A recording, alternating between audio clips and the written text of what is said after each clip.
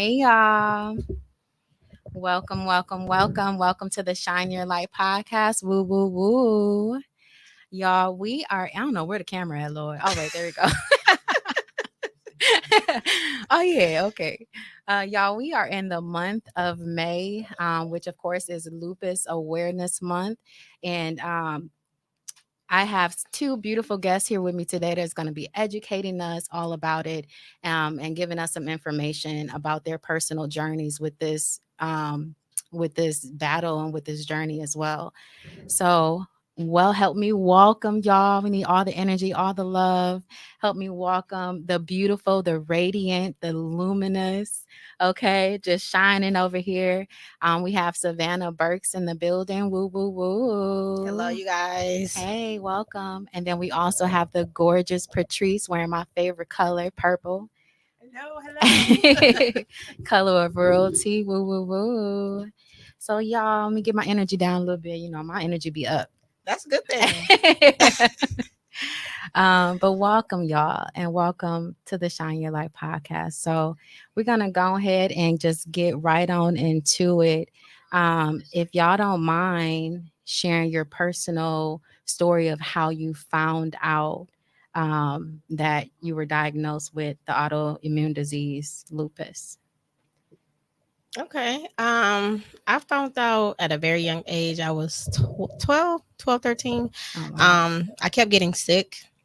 No one knew what it was. So I kept going to the emergency room, kept going to my primary care provider. They were saying I had all these different type of other diseases or bacterial infections, and Mhm. it wasn't it. The medications that they gave me that I was on for what they said that I had, it never cured it. So eventually I went in and passed out. So I was in a coma for 3 months. At the age of 12? Yes, 12, Wow. 13, yes. Mhm. I was in a coma for 3 months when I woke to, and that's when I got notified that I was diagnosed with lupus, systemic lupus. Wow. Wow. Did you want to share your story before we dive in a little deeper with Savannah's? Not as traumatic. However, off and on for about 20 years, I have been sick back and forth and back and forth. And I went to the doctor and they did some blood work and they saw my white blood cells were low. And so they knew I had an infection, but didn't know what.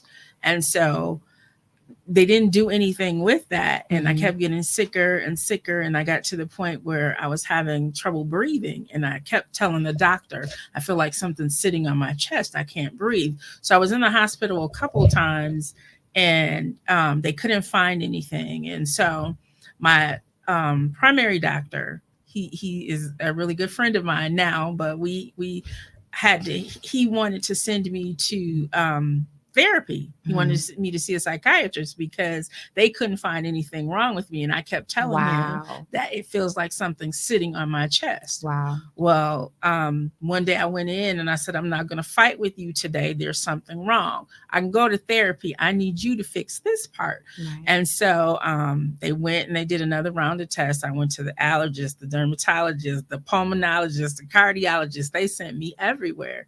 And so it was Sunday evening, and the allergist called me and she says, nothing for you to be alarmed about, but your blood work came back and you have lupus. And I was like, nothing for me to be alarmed about? You called me Sunday evening at Right. 5 o'clock. Wow. And so they made an appointment, and then I went to see the rheumatologist, and I was on a drug regimen out this world.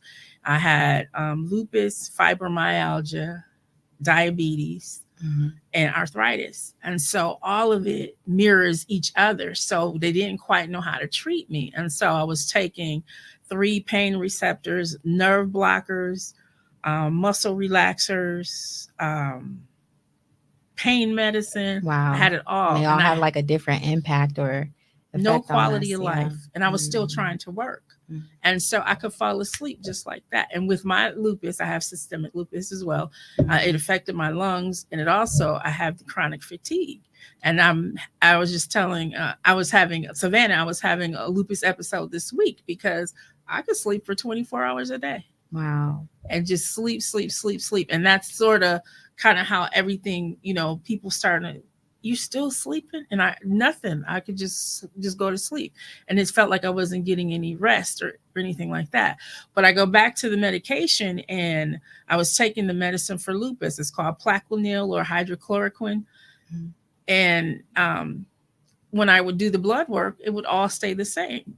It was the same if I took it, it was the same if I didn't take it. Wow. So I had no quality of life. And so, after I stopped feeling sorry for myself and started Ooh, that was powerful. Go ahead. working back at trying to have some quality of life, Yeah. I titrated myself off. I don't take any of those medications anymore. Wow. And I can't say I'm any worse for the wear because I don't take it. I just decided I'm not going to sleep every day all day. Right. I'm 50. I'll be 56 if the Lord says the same this year. But It's coming. I was 40 in my 40s when this stuff started to happen. I wasn't ready to be in a wheelchair and be pushed around. Mhm. My 60, then my mother was in her 60s. She was taking me to the doctor. She was taking care of me. Wow. Wow. And so, like I said, you go through the feeling sorry for yourself because you lose your independence, Mhm. And that's what it felt like I was losing it. So there was one point where I did stop taking the medication, and I just laid in the bed, and I was just in the bed waiting to die. I was ready to go. And God didn't see fit for that to happen either. And so I have a granddaughter who, my daughter is deceased, and my mother was ill. And I prayed and prayed and prayed. And I was like, God, don't take me yet because they need me. Right. And so one day I got out of the bed and started making those appointments and getting back to the doctors and started taking care of my health. And I prayed, God, I hope I didn't do any irreparable damage while I was, in the valley. Right. And so I got Jesus. up and just started, Jesus. my mother needed me. My granddaughter needed me. Yeah. And they needed me to be me. They didn't need that one who was thought she was afflicted and dying. They needed me to be who I am. And oh, Jesus. I had a purpose. I had something Yes. to do. And so, and you held on to that, and it gave you strength absolutely, to keep going. I think a lot of us die spiritually in that place of kind of feeling sorry for ourselves, and I've definitely been there and had to pull myself out of very, very dark places. Before we go in, because you touched on so many things, I want to go over again with both of you. Can y'all just describe to me, what is lupus? For me, because lupus is different for everybody. So there's like different kinds. It's different kinds. Okay. It's different kinds of lupus, and it looks different for every individual. Okay. So mine is systemic. I feel like it's the worst kind because it messes with all my major organs. And like she said, it's an umbrella. So I have lupus, and then I have lupus nephritis, fibromyalgia, and RA as well. Toni Braxton has that one, I think. Yes. The systemic, yeah. She has that one as well. Yeah. So what it looked like for me then, it doesn't look like for me now, if that makes sense. Okay. What was the difference? Well, when I was a child, like she said, I lost my independence. Once I came to, I had to learn how to read, write, walk, all that stuff all over again like a newborn baby. So it took a great deal of my support team to help me with that. So I depended on them. Okay. My food was different. Everything about it was different. I couldn't be sick. In a coma? Yeah, I was in a coma. How long were you in the coma? 3 months. Wow. They came and see me. After that, you had to kind of learn how to do all those things all over again like a baby. Yes. Wow. Yes. Jesus. So it's an autoimmune disease. It eats away at your internal organs. What would you say are some symptoms that you guys had before you were actually diagnosed? Mine came on very strong. Okay. So I was very fatigued. I had brain fogs, Okay. which is the term for it now. I had brain fogs, very fatigued, didn't want to do anything. I wasn't eating. I was just there. Mm-hmm. Didn't want to do just anything. Existing, Just existing. Like she said, it wasn't a quality of life at all. Yeah. So that's what it was before I actually started going to the doctor and then figured out what I had. Jesus. Some of the symptoms that I read was like shortness of breath, definitely the fatigue. I wrote them down, Jesus. It was a lot of pain too, though. A lot of pain. It's physical pain? Muscle pain, joint pain. It was excruciating, but it's like nothing you could do about it. Not at that time. It was nothing I could do about it because they didn't know what I had. Did you also go through that season that Patrice just talked about where she kind of felt hopeless, you know. Yeah, I was young and I wasn't able to do the things that my peers was doing. I was very popular before all of this happened. So everybody wanted to know what happened with me and what's going on with me. And you start lying because you don't know how to tell somebody what you had at that young age. They didn't know what it was really at that time. And I never heard of it myself, even though I had health class. So you started lying to your peers and making up stories as to why you're not coming or why you're not answering or why you go MIA. So that's hurtful to be lying and to try to keep up with that stuff and not be able to tell the truth because you don't know what it is yourself. So it was very depressing. Okay, I know Tony. Listen, I was researching Tony Braxton. Okay, because I know she got it. You know, and she's had it for over 15 years and been living her life with it. And she said she also hid it from like her fans. You know, almost like she was ashamed of it. So I don't know if you hid it from anybody, but at that age, did you hide it because you felt like because you didn't know, or you felt like you would be cast aside or less cool, or you know what I mean? Oh, like because back then it's only like our age only know what transmitted diseases are, right? So I'm like, what if they think somebody gave this to me? And because I didn't accept it, I didn't know what it was. So if I don't know what it is, I can't explain to you what that is. That's smart. Yeah, that's good. So I was confused. Yeah, I didn't accept it. So to me, I didn't have it, but my body told me I had it. And now she's an advocate, teaching people how to deal with it, how to live with it, and how to conquer it. Yes. As well as Patrice. Thank y'all. Thank y'all. Thank y'all. I ain't use this all day. There we go. Thank you, Lord. Thank y'all for being here, and thank y'all for giving hope to the people. Now you actually have a website where you offer services to people who are diagnosed with this or have family members that are diagnosed with this and kind of want to understand what it is. Can you give us what your website is? So the courses that I offer is something that I wanted back in the day to speak to me. The organizations, they are amazing, but they wasn't speaking to me. So because I didn't know any better and I was out in the sun and my skin was cooking from the inside out and I had lesions, I didn't want to be walking around like that. Right. Or the time when my hair fell out. Wigs wasn't known back then, you know. So now, because I went through all that, I understand that even though you have this illness, you're not your illness, and you still want to look beautiful, even though you're going through so much pain. Powerful. So I teach them how to do small appliances of makeup on your face if your face have lesions on there, what wigs to get, and still get the treatments of your hair because your hair can't grow back. Yeah, it's just a regimen that you have to do and follow, and you can have a good time in the sun as well with sun protective wear. So I teach them the quality that you can live a quality of life within your norm of having lupus. At what age do you think, because you discovered it in your adulthood, right? And you discovered it as a child. At what age do you think you really began to take control over it instead of allowing it to control you? That you began to eat healthier, that you began to do things, you know, out of awareness? Honestly, it wasn't that long ago. I want to say I was probably 28, 29. Okay. When I was like, okay, I got to learn to accept something has to change. Something has to change because my hair done fell out. Now I got to go through all this depressing mode. My skin got a lesion on it. And I got to go through this. Like, I got tired of fixing things that I could have prevented possibly if I would have known about it. Okay. What are some things that, you know, the process of taking control of this disease and then not controlling you? What are some things that y'all changed in y'all daily lives, whether it's, you know, the food that you eat, exercise, what are medicines, what are some things that y'all did for your quality of life to make it better? For me, it's definitely eating. Okay. Honestly, everything you do plays a part in your illness. Waking up is stressful. Taking a shower, anything that you do is stress. Like, that's what it is. Why is that though? Because it's overworking our body. It's causing us to do things. We got to force ourselves out of bed. Like she said, I could lay in the bed all day and I can be perfectly fine, but I need that rest. Gotcha. So just having that quality of life is very stressful. So all the other stress that you can control, you want to prevent it. So like I changed my eating. I'm a more I eat more baked food than fried, but I will have it, and you got to know how to have it in moderation. So it's not that you can't have it, just have it in moderation before it start messing with you.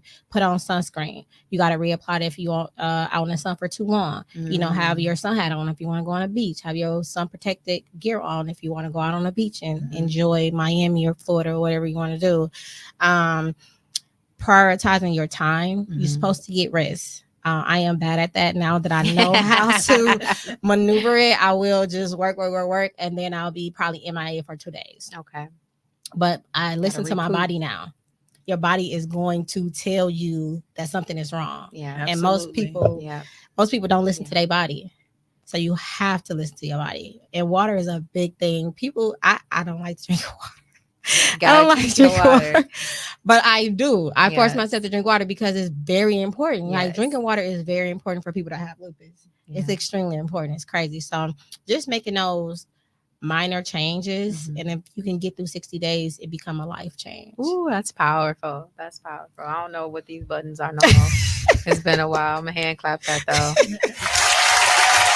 Because that's how you build healthy habits. You know, like you said, if you can do it for 60 days, you can do it for a lifetime. What did you do, Patrice, to kind of improve your quality of life dealing with lupus? Advocate for yourself. Yeah. You have to be able to say, why do I need to take this medication? Yeah. How is it going to affect everything else? That was the biggest thing for me, was to start advocating for myself just because they said so. And the biggest change in my life was my prayer life. Ooh, Jesus. I don't know what button. Go ahead. Truthfully, that's the biggest thing for me, my prayer life and my support system. Yeah. My mother and my youngest sister, Tiffany, she's a nurse, and my mom is a nurse as well.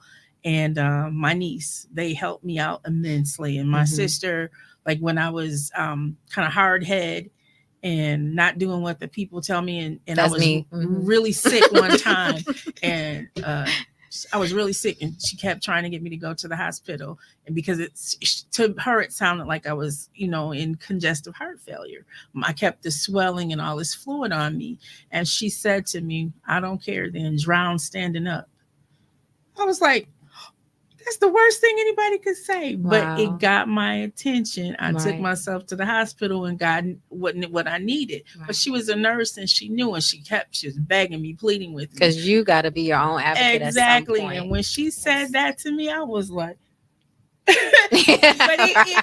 it triggered. It's like, Therese, go to the hospital. Tiffany would never say, so she gonna give it to me straight. Yeah. She gonna give it to me raw.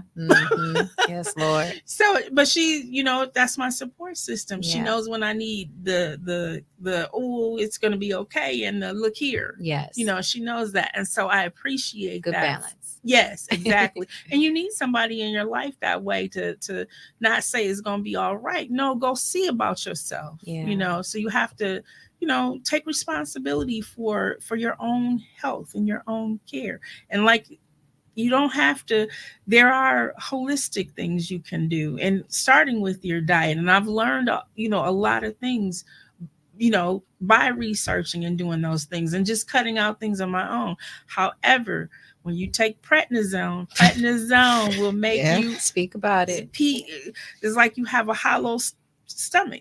You can't get enough food. Prednisone, there's prednisone weight, and people know when you're on the prednisone, you back on prednisone again, aren't you? My highest weight on prednisone was 299 pounds. Did it improve anything though? It helps. Because my lupus affects my lungs. Yes. Okay. So it helps. And, since I was diagnosed with the lupus, I got the mumps. I had the flu, and really influenza. I've had pneumonia, RSV, and I've had COVID 3 or 4 times. Yeah. God is not ready for me to leave here yet. No, you ain't going nowhere. We all need you, Patrice. We all need you. Yeah. So, it's hard. My immune system, as my nephew told me, he said, man, Titi, your immune system is crap. And it is. I was like, I'm not gonna make y'all sick. Y'all make me sick. I take a chance every time I come to see what they are. I went to Vegas. I got COVID. So every time I'm the one. I'm in danger.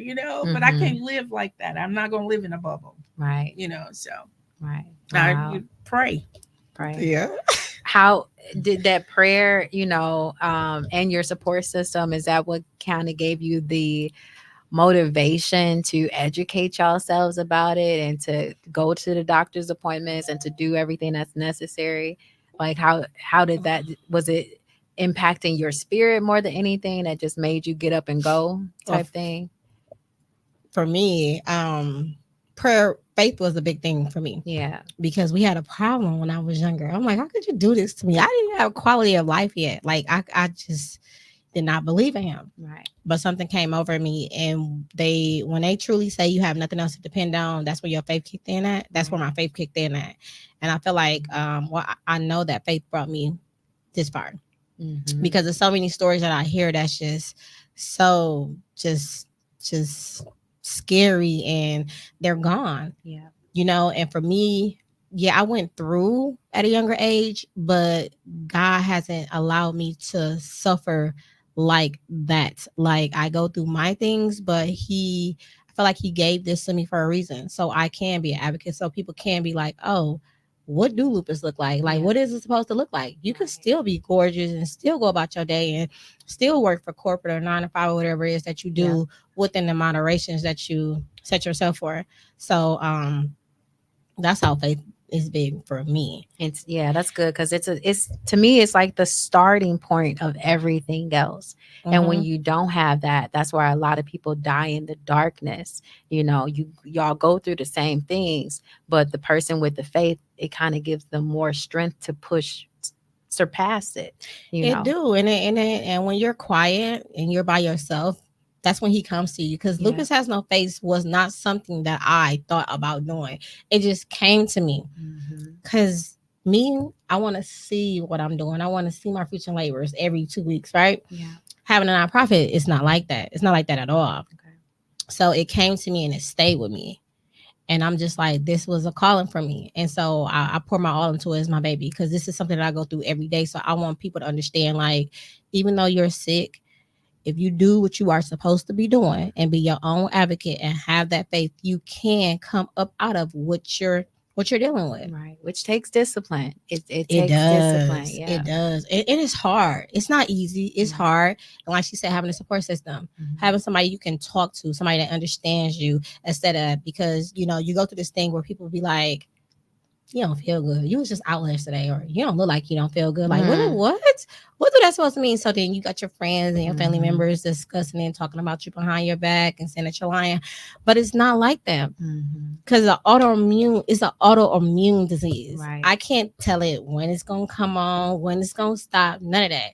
You get the feeling all sleepy and you be in pain, and you probably don't had an exhausting day where you can't do nothing for a week probably. Yeah. And people do not understand that just because you have the motivation to get up and still get dressed every day and come through for the world, come through for yourself mainly. So people question it, and that's hard too. So you got to be around people that understands what you're going through and probably still try to educate them. But even if you try to educate people, it's just something that they can't understand sometimes, because they feel as though if you're sick, you're supposed to be in a bed, you ain't supposed to be combing your hair, your house ain't supposed to be clean. No, it's not supposed to look like that. That's because those people are comparing themselves to you in a way. Well, if I got to do it, they got to do it. No, you're living two different lives. You're going through two different things. And the person with that mindset, honestly, I don't know how close I would keep up to be. I'm gonna just say that. But sometimes it'd be your own family, your closest people. So I understand that. I want to thank y'all both, and especially, Savannah as well, for being advocates to the people that are in the dark right now. They may be, going through this and don't have a support system. The services that you provide, give them something that they need that their family and friends just simply can't give them because they don't understand. They might be tired and have to work. They might be tired and have to do all these things, but it's a different level of tiredness. You know what I'm saying? It's a different level of fatigue. It's a different level of pain. It's not the same. So I commend y'all for just going through life, experiencing the things that y'all experience. Y'all give me hope. I look in the mirror and just be like, I know you better, because they go do it. You ain't got no excuse, So, how would y'all say, and Savannah, I know you spoke about this at Jessica's beautiful event. You gave your testimony, and it was so powerful, and I thank you for that. How would y'all say this has impacted y'all personal lives, whether it comes to dating, whether it comes to, I don't know if y'all have children, Mhm. being a mom, whether it comes to your jobs, your careers, how has that impacted y'all personal lives? For now, I feel like I'm at a point in my life where it's gonna be this way or nothing at all. Mhm. Before, it was kind of like, do I want to let people get close to me in order to get hurt? Because before I accepted it, all you do was hear about these horror stories, people passing away, and just people have no quality of life. So because I was being shielded and protecting myself and being secretive at the same time, I only had people that I would party with. I didn't have those people that I would bring to my house with because I didn't trust them enough, or I didn't know if I even want them to get that close to me at that time. Mhm. So it probably cost a lot of friendships. I'm not sure Because they because didn't understand. they didn't understand, and I didn't feel like I understood at that time because I didn't accept it for so long of my life. But now, it's a beautiful thing. I wasn't supposed to have kids. They told me not to have children. I have two beautiful children that's Woo woo. live and well. Woo woo. A lot of things they told me I was not supposed to do, I'm doing it. They wanted me to quit my career, and I didn't. I'm still doing it, and that's why I say faith kicked in. Yeah. And to this day, they're just like my dermatologist, my rheumatologist. They was just like, "You're a success story. Can I put you on this? Can I put you on that? Can I Yes. take I'm a pictures of fan, this?" y'all. Thank Yes. you, because for my dermatologist, at one point my hair fell out, and they took a biopsy of my scalp, Mhm. and the biopsy test showed that it would not grow back. But she said But that God. I'm going to still give you the solution, and I want you to Mhm. use it.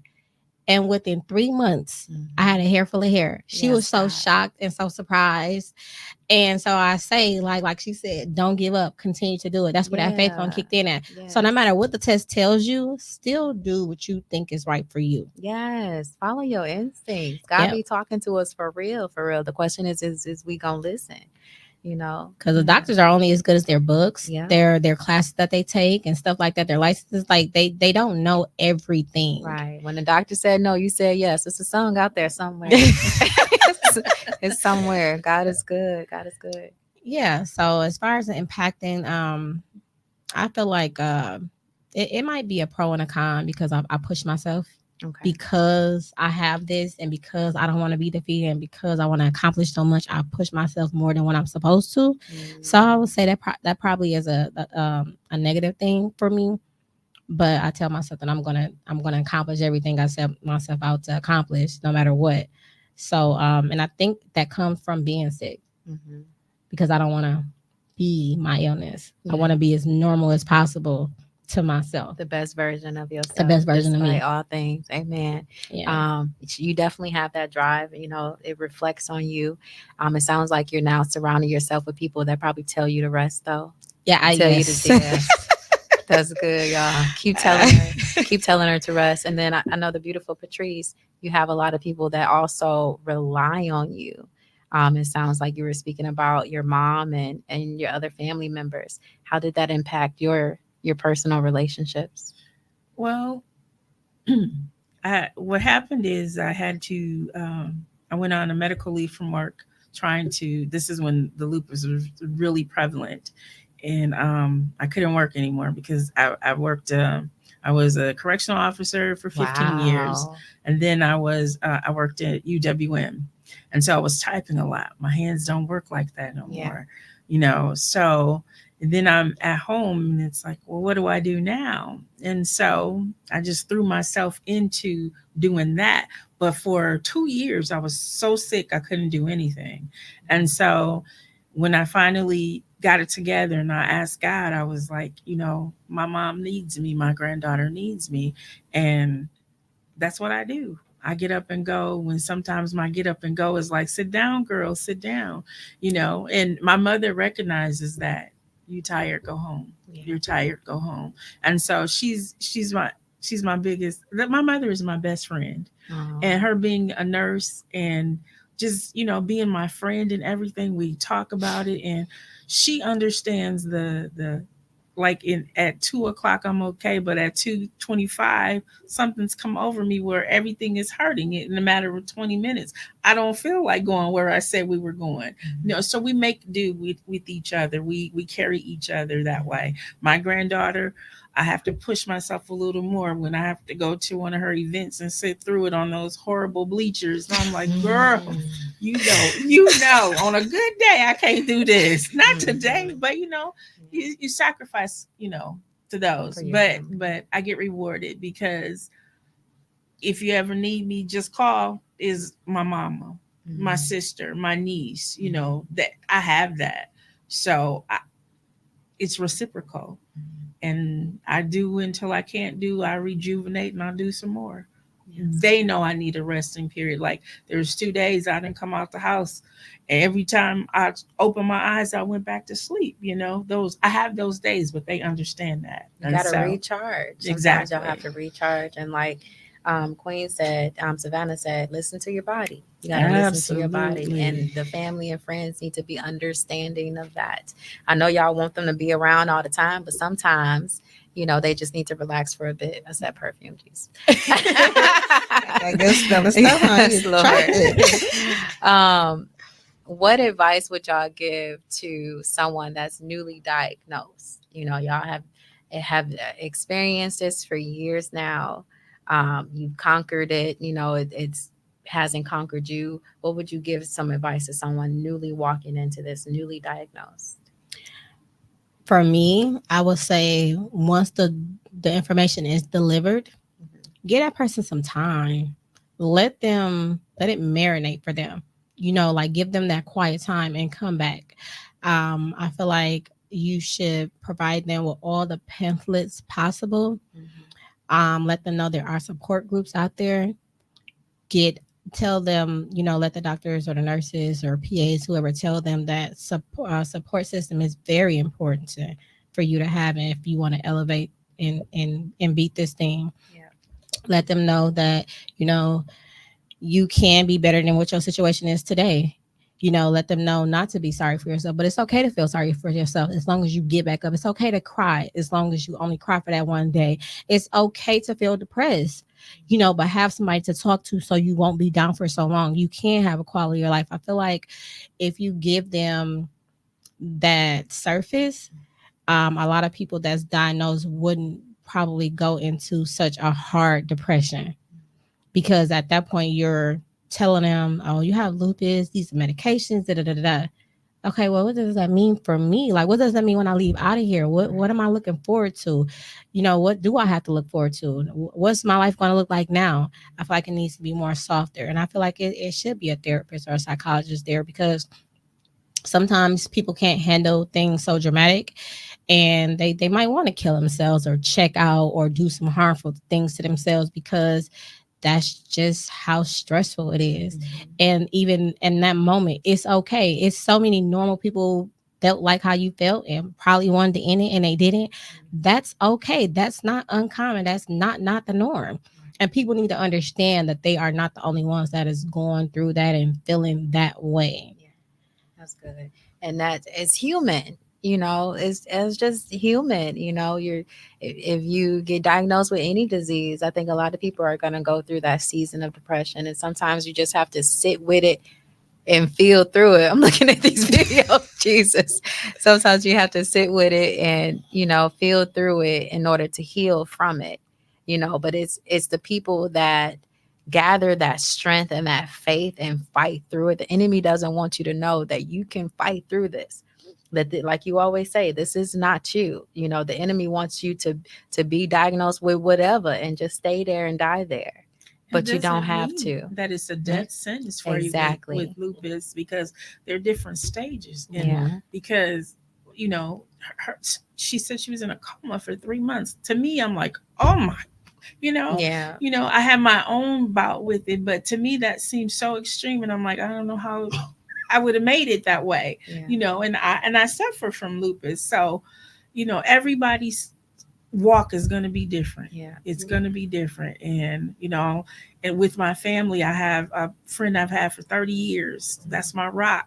I can call her, and she can, and she'll know, and she'll just start praying because Mm. she knows. Come on, I have another friend. Come on, let's go shopping. Even if we just go to Target, get out the house. Yeah. Come on, because you need that in your life. You need people to know, and who have your best interest at heart. I love that.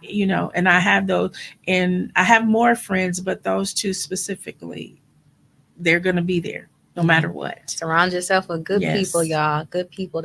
They'll pull you out of the darkness sometimes, Oh yes. So I love that. I love that. Give them your website one more time, Savannah. Anybody that are looking for different services to educate themselves on lupus, if they've been newly diagnosed, if you have a family member diagnosed with this, give them your website again. Yes, that will be www.lupushasnoface.com. The word lupus has HASNOFACE.com. You have an event coming up soon. I think it was the 25th. Yes, we have a Lupus Walk coming up on the 25th at Clutch Park at 12 o'clock. If you don't register, that is fine. You can register there. Yeah, bring out the family, the friends, the kids, and help support the cause. I love that. I might go on and walk too, y'all. We gonna see. We It's gonna not that support. long of a Okay. walk. We gonna see and support. And I'm just curious. I don't know. This has been on my heart for the last about 10 minutes. And I don't think I didn't ask this, but how did y'all come to me? So funny. So I'm a part of a dope panel called The Panel. Okay. And one of our Ooh, shout out to the members, panel, shout y'all. out to the panel. One of our members couldn't do Mindful Mondays, the Best of the Best podcast Okay. at this art gallery. Okay. And we was there to support him. Okay. So when we was there to support him, we had met this lovely lady. And so when she told me what she had, I'm like, oh, okay.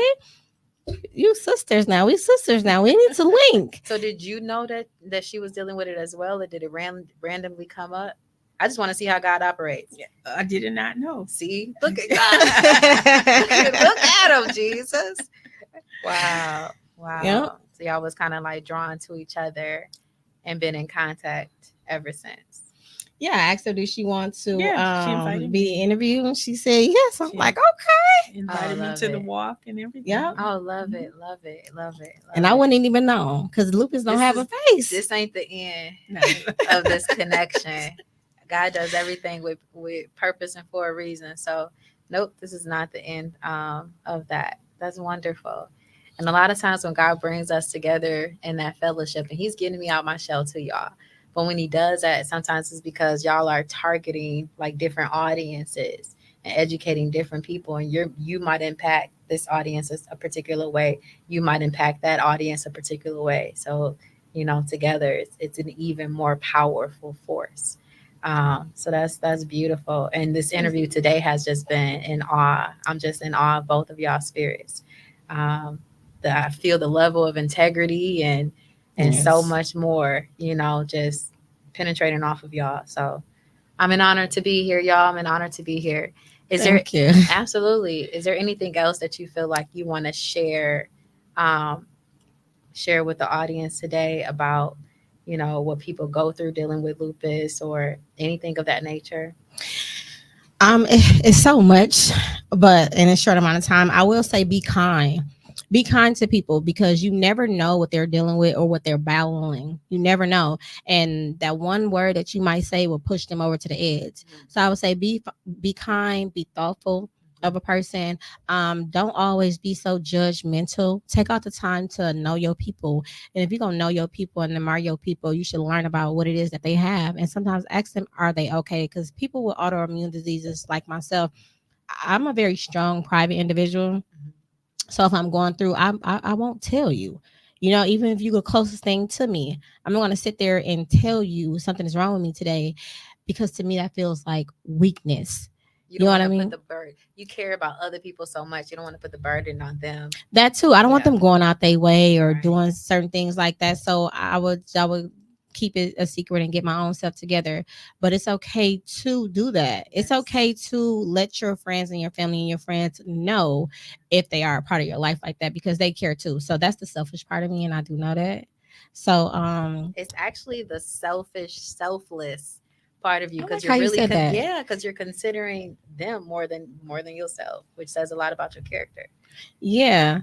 So I will let them know it's okay. The same that you're going through is groups out here. It's a lot of lupus nonprofit groups out here that you can go to and find which one fits you, so you Mhm. don't feel alone. So you don't feel like you're just crazy or you're thinking it, because sometimes the pain will have you think like, am I really in pain? You know Mhm. what I'm saying? Because it just be that excruciating. Sometimes you don't know what else to do. And your mind is a big part of your mental. It plays on your own mental sometimes. It really actually does. So just whatever you're going through, whatever you're feeling, you're not the only one. And there's people out here that will listen to you, that will confide in you, that will support you. So don't be a closed mouth. Be your own biggest supporter, your own biggest advocate. That's good. That's good. Did either, I know we talked about the spiritual side of things. Are either of y'all an advocate for actual therapy? Yes. Yes. Well, I'm not I an love my advocate, therapist. but Okay. therapy I is love is my very therapist. important. Yes. Definitely. What are some tools you think therapy have given you to help you kind of deal with these things? For me, my therapist is very raw. So it's like, okay, like I said before, you can feel sorry for yourself, but not all day. You can feel sorry for yourself, but that's not an excuse. You know what I'm saying? Because do you want this or do you want this? Right. And Ooh, when somebody is talking that's to you, so powerful. How bad do you want it? Go ahead. yeah. And when somebody is talking to you, you're going to think to yourself, like, dang, I am my own pity party. Like, Yeah. let me get my stuff together. Yes, So Jesus. for me, therapy is very I love it because of that, because it's so raw. You know what I'm saying? Like, you're gonna sit in your room and you're gonna cry all day. You're gonna sit in your room, you're gonna hide from the people, you're gonna sit in your room and not go to work, you're gonna sit in your room and miss the money, you're gonna sit in your room and not cook for your kids. Like, why are you doing that? It shows Like, you yourself. yeah, Yeah. like, why are you doing that? Yeah. That's And good. once you understand that, it's like, let me get this together. Yeah. Like, let me get myself together. And then you back at it again. So That's I love good. it for that. That's good. Because one thing I just thought about, it shows you yourself without judgment, Yes. rather it, coming from somebody else. Yes. Our therapist is like a mirror. What about you? What has it done for you, Patrice? For me, it gave me an outlet where I Mm. could be angry and just so angry, and I could say what I wanted to say, and it didn't hurt anybody else's feelings. Mm. I could say, you know, how come they don't understand? My body hurts 24 hours a day. There's never a day without pain. Even the fingernail bed hurts. Why don't they understand? Nobody cares. Nobody listens. I had to go through that. And it's like, but I went through that there because they did care and they did listen. They couldn't understand because they didn't, that doesn't sound, how does your fingernail bed hurt, Trees? Right. How that work? I read somewhere your fingers turn white or blue Yes. In the sometimes. cold. It's Exactly. excruciating. But Jesus. that doesn't make sense to the average people. That doesn't Right. make sense, Yeah. But I had to be able to say that because I could. You can't make it make sense for something that they'll never feel. Mm. You can't feel the pressure in my feet, and I can't walk today, and my hip went out, and I'm falling down, and this. Those are my private battles that I care not to share with everybody every time that happens. Therapy was that place where I could go in there and say, I'm losing it, I'm falling apart, I'm losing my independence, I'm too young for this. Yes. That's what therapy did for me. And then I could come back out, I got it off my chest, Yeah. the woosah. Yeah. I could go home and cook dinner now. Yeah. That's what therapy is for me, because you need to release and put it out on something, but like you said, you don't want to put it on someone. Mm-hmm. So it's a good space to be able to do that. You went very quickly, Savannah, into when you were diagnosed with lupus, to starting the actual website and the services that you provide. Can you kind of paint a picture on how you said, God kept putting it on your heart, kept putting it on your heart, and that's how you know it's God, but he kept putting it on your heart to actually start the website. Mm-hmm. But what was the process of you actually, from it coming from a thought to becoming what it is today? Yeah, it was put on me to do it. The process was to accept it. And because I didn't think about it, I'm like, nonprofit is, you might spend all your money and it'd be forever before you see a return, right? So I accepted it, and I understood that it wasn't me, it was him that wanted me to do it. So I accepted the idea, and I thought it was going to be pretty easy because I'm living with it. But because I'm living with it, I don't know everything about it. It's so much new things, so many things that people go through that you have no idea just because you have a certain um I think it takes a personality type too, and I think you have that yeah. in a care for people. Yeah, You so have I'm a that as nurse well. too. And I do There you care for go. people. I'm very patient with individuals, but so I accepted it. I got a LLC.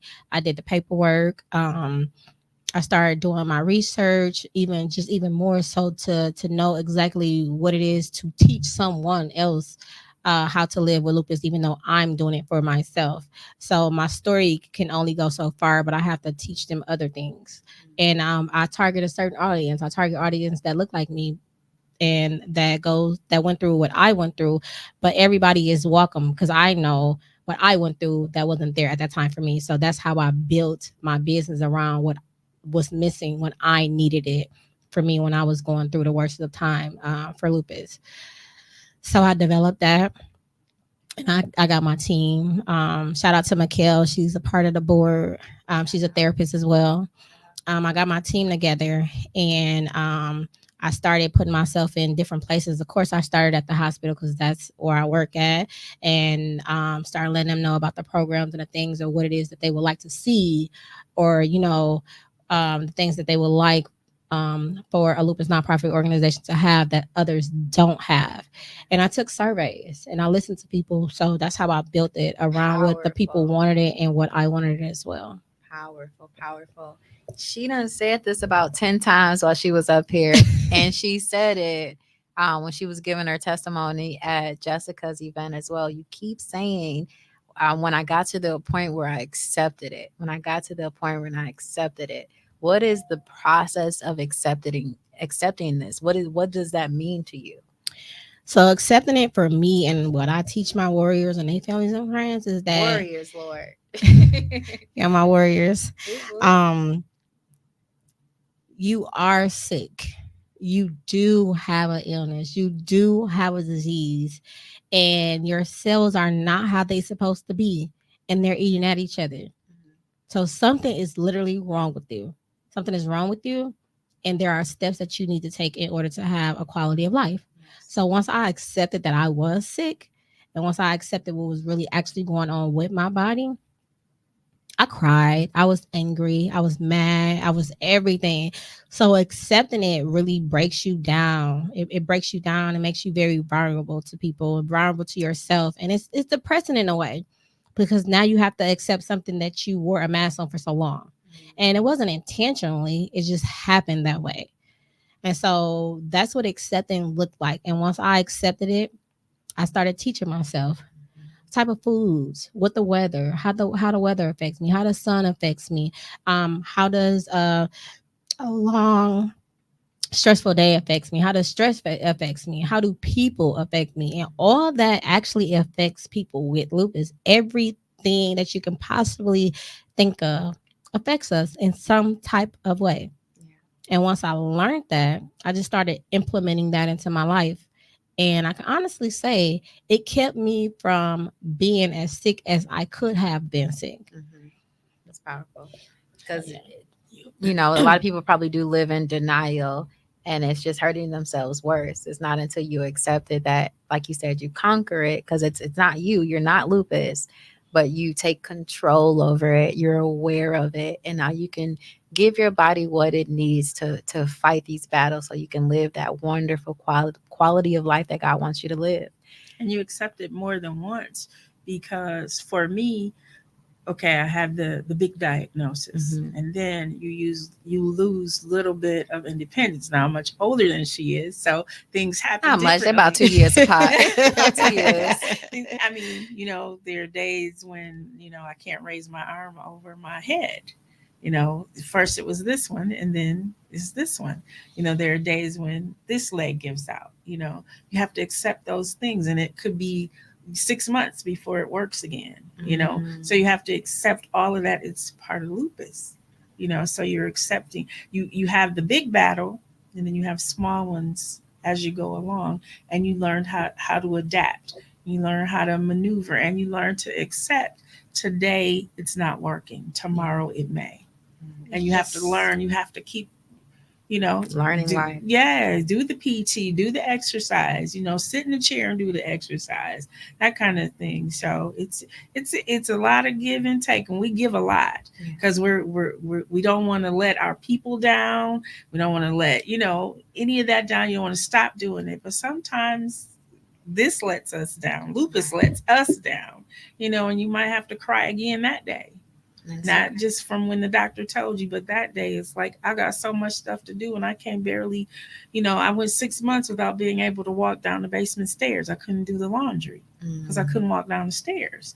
It's like, are there advocates for y'all when y'all go through those things? The people to help, not just family? For me, it is. It is. I have, okay. With certain types of insurance, you can services. Get services and stuff. And because I'm 55, so Department on Aging helps me with a lot of those things. So that's that good. Way, I'm lucky that way. That's good. 55 is young, y'all. I can't wait till I'm 55. Jesus, ain't no wrinkle in sight over here. No. And that's why a lot of people would think that y'all are just okay because y'all look so good. You don't look sick, So when you tell somebody that, they're like, no, they're just making excuses. But the reality is, just because you still can't see it, don't mean it ain't there. Right. And it's hot outside today, you guys. So check on your warriors because you look this good heat, too. Thank that you. Heat, girl, go ahead. The heat will drain us. We will get very, very, very fatigued. It will just take all of our energy out. Okay. But it's beautiful. We want to still be out and enjoy it, right? Yeah. So yeah. Wow. It's important for all of us to be educated about these things because we don't know how it impacts the people that we love, the people that are so dear and close to us. So I love and I admire that y'all are educating all of us, about these things. You're shining the light, for so many people that are in the darkness that could be dealing with it, or a family member, a friend, or somebody who is, so especially Black folks, because we just like, you just being lazy, get up, blah, blah, blah. No, educate yourselves about it. I won't keep y'all here for too much longer. What would you say is the purpose of Lupus Awareness Month? Like, what do y'all want to accomplish overall, holistically? The purpose of your website, the purpose of all of these, the podcasts, everything that y'all are doing. For me, can I? And I say can I because when we were talking and she was telling me all the things about her website, the first thing I said is, when I first got diagnosed, I was looking into support groups and things like that, and none of them were for me. Wow. 90% of lupus patients are Black women. And none of it was for me. And then when she was telling me about her website, I was like, okay, I'm going to check it out. Because nothing else. So I've been my own lone warrior with just the people I mentioned here, because I read the literature. I was in the forums and doing the chats, and it's like their struggle is not my. I have lupus, but I didn't understand what they were going through. I just really did not connect that way. This is just so crazy, y'all. The only way that we're gonna get the representation that we need is if we become the ones to do it. Exactly. Here she is. Thank you. I love it. Hold on. Oh my God. We've been working, and the purpose is, if we make a change in one person's life a day, a week, then we done our job. It's to speak to those, like I said, that are looking for the things that I was looking for. It's to save a life, because some warriors be on edge to killing themselves. Yes. So if I can stay up for 2-3 hours on the phone with you to talk some sense into you, or just let you vent, and you had a change of heart, I'm happy with that. I'm very happy with that. We are a nonprofit, so donations are greatly appreciated to provide these classes, because without the grants and without the donations, we do come out of our own pocket. But I'm willing to do that because I have it. I understand what it means to those that who has it. So I'm willing to do that. But that's where it goes to, is to help each person individually. Like for Christmas and Thanksgiving, we gave away turkeys and $25 gift cards. We pay some people rent sometimes. We got toiletries sometimes because some people are not working and they don't have the support, and there's no money coming in because Social Security take forever and a day to get approved for. So we help them out in those ways. But the proceeds and things that come in, it allow us to do way more than what we're doing for our warriors. If someone wanted to donate, how could they donate? They can donate at the website www.lupushasnoface.com, and also a Cash App, LHNF 2020. Okay. We're going to put that in the comments too as well, y'all. So definitely donate if y'all can. Y'all are examples of what it looks like to battle and win, and people need to see that, especially when they're just starting the battle. You just make it Girl, that's why she here, Jesus. My hands is cold. It's okay. That's why she here. So thank y'all. Thank y'all for what y'all doing. And I know y'all going to shine the light on a multitude more. God is not going to give you a gift that's not going to bless the people. So y'all out here blessing the people, and we thank you for it. Anything else that y'all, hour of power, whoop, whoop. Anything else y'all want to bless the people with today regarding the services that you offer, everything that y'all are doing? Anything you want to give the people regarding? Again, I just say go to the website for all the upcoming events and to get in touch with us. Again, that website is www.lupushasnoface.com. Facebook platform, Lupus Has No Face. Instagram, LHNF 2020. That's how you guys can get in touch with us and see all the great things that we are doing. And again, it's all for the warriors, families, and friends. And the reason why I say that is because we have to teach the families and friends how to cope and deal with the ones who have lupus. So it's a overall thing. It's an overall thing that we're teaching them, and we do have fun and things like that as well. So come out, support, reach out, find us in any way. We are here.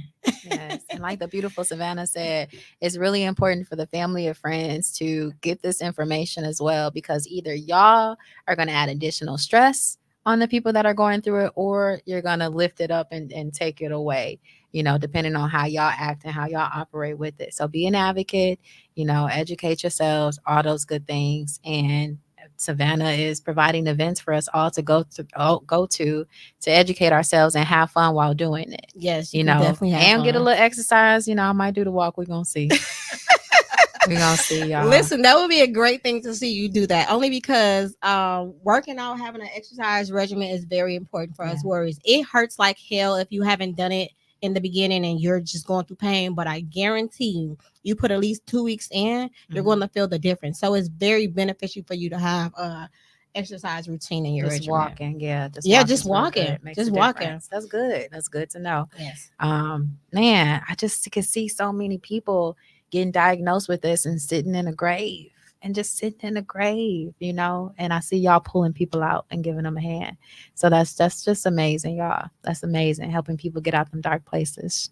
Shine the light. Thank you for having us. Yes. I appreciate you. Yes. Y'all go to her website. Make sure y'all give donations, all of those good things. She's doing a work in the world, and we appreciate her for it. I want to thank y'all for tuning in to the Shine Your Light podcast, y'all. They're gonna be back again. So until next time, we'll see y'all soon. Thanks for joining us. Bye-bye. Bye.